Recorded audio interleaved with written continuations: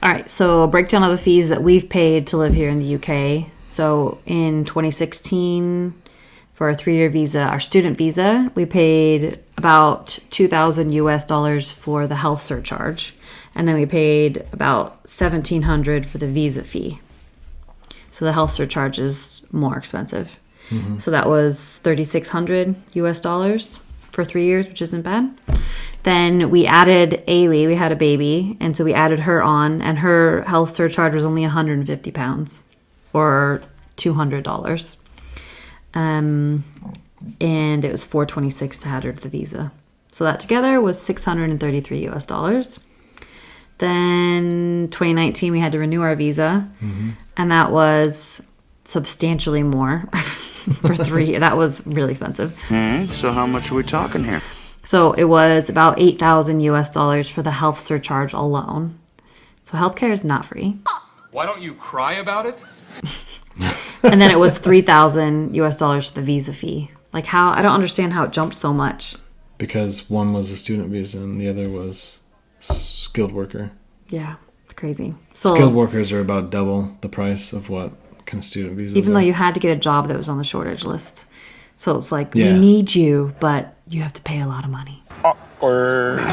Yeah, we don't actually... Okay, so anyway, 2019, that was $11,000. The U.S. does it too. I mean, most countries do that. So. It was $11,000 basically for our 3-year visa there. Yeah. Then, let's see, 2022 we had to renew. Is that what that is? Yeah, 2022 we had to renew. So we renewed twice. And that was about $6,000 for the health surcharge again. Like, this is painful talking about this. Could someone call an ambulance? I'm in quite a lot of pain. And $2,600 for the visa fees. So together, U.S. dollars, right? U.S. dollars. So together, that was $9,329 to renew. Then we had Finn, and so we had to add him onto our visa. The only reason we added him is because we took a trip back to the States. Yeah. Or else we could have just left him off until we did indefinite leave to remain. But we wanted to go back and visit the States, so we had to have him on our visa. And so to add him, that was like $1,300. That was expensive.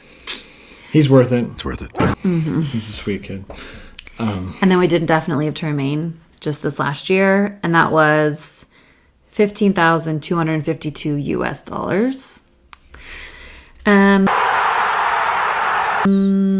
that was only for 4 of us, though. That wasn't for the youngest 2 who were born here. So once we have indefinite remain, they can get their passports, which would be about $1,500 per person. I think for the passport. Yeah. Yeah. So they can get their British citizenship now that we have indefinite leave to remain, which is why we left them off. But then we still have to pay for it, so we still have to save up. We can't afford it yet. Yeah. So they're sort of in limbo. Not quite done. So we can't leave the country yet. Still. Oh, we're getting there. So all in all, that was over $41,000. I don't believe you. Or 32,000 British pounds. And here we are. But now the current fees for a student visa, Justin's got that here. Yeah, so the current fees for a student visa are 363 British pounds per person if you're applying outside of the UK. If you're applying within the UK, there's a different price. Squeeze me. Which is £490 per person. The health surcharge, it's a bit of a complicated thing to figure out the health surcharge, but essentially you're paying 776 British pounds per year of your course. So the way that they calculate that is it's based on the total length of your visa and not just your course. So like if your visa runs out in May, but your course, you don't graduate until June, I mean, you can't actually stay in the country for that, but...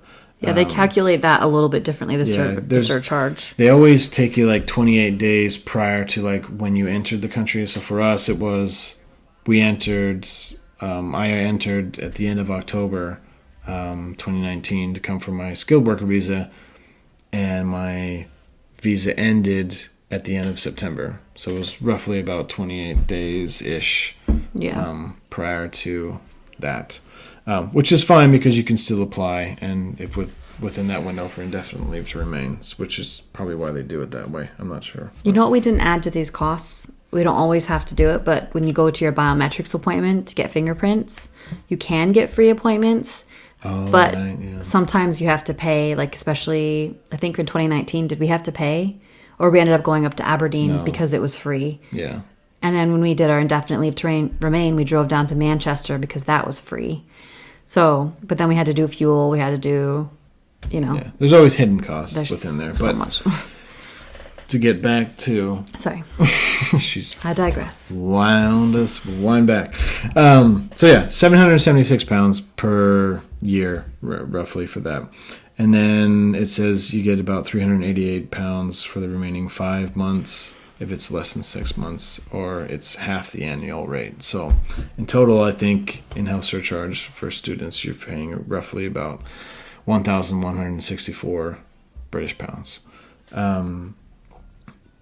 Skilled worker visa, current cost for a 3-year, £719 per person outside of the UK. You apply inside the UK, it's $827 per person. This is you, and if you have a family or you got dependents, I mean, that's it's going to be... It's like about $1,000. Even children are going to be that much. So if you're doing more than 3 years, it's going to double in price. So you're going to be looking at about a 5-year one, which is 1,420 British pounds per applicant. Then that's outside of the UK. If you're applying inside the UK, it's 1,636 per applicant. So health surcharge, you're looking at about 1,035 British pounds per year. So take that for what it is. You've got a 3-year visa. You're going to be paying for 3 years of that, which is roughly over 3,000 British pounds. And if it's the 5-year visa, you're looking at over 5,000 British pounds for that. So overall, it's pricey. So there's probably cheaper countries. I think Spain's probably a bit more cheaper. And I know we follow some people on Instagram who live in Spain, like living abroad, and I'm like, why didn't we look at that? You know I don't speak Spanish. Maybe someday. in a way that my job, I need to speak the language to be able to work it. So yeah. Anyway, if we lived in the States, I digress. We would have had health insurance costs, right? Yeah. Like, so did it equal out? And the cost of, I don't know. University.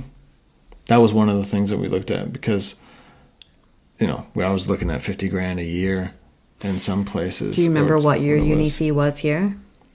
My uni fee here was not terrible. I think it came out to roughly what I would be paying, or a few thousand less than what I would have been paying at Arlington.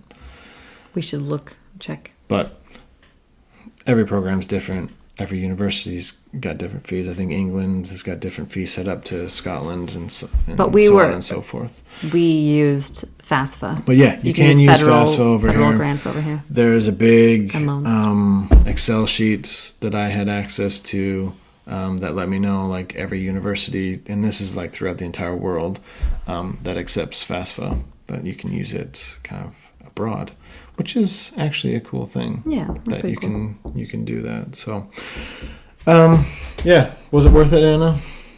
Has it been worth it? You hesitated. I think so. Don't know. We'll make another video talking about that next time. All right. So, I gotta go do the rolls. Right. Catch you later. Bye. Thanks for watching. Don't forget to hit like and subscribe. This is our first time doing this long form type of video, so hopefully we'll do more. Ask questions, and there's some other places you can follow us. Yeah, so if you don't know who we are, most of our content has been done through Instagram. We'll put a link in the bio and in the description.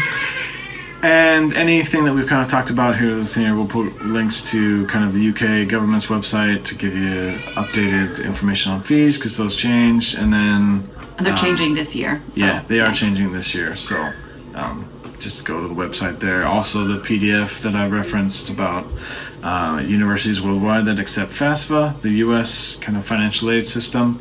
I'll put a link to that as well. So, all right. Yeah, thanks. Hope you enjoyed. Bye. Bye.